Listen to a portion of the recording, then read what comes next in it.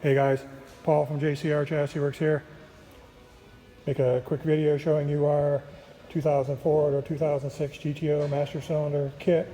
It deletes the power brake booster to save weight. This is our new mount. It is extremely low profile.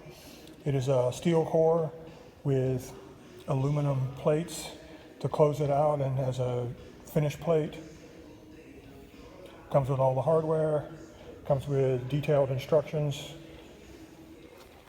One thing to point out is this push rod from Strange comes with this rubber O-ring type deal here. It goes in the back of the master cylinder, and it is what holds the push rod in the master cylinder. Make sure that that is on there.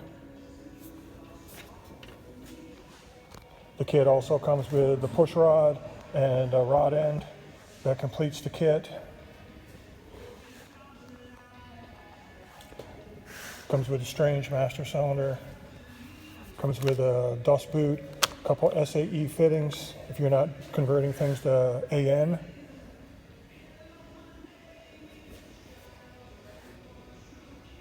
The kit is $375 plus shipping. Thanks guys.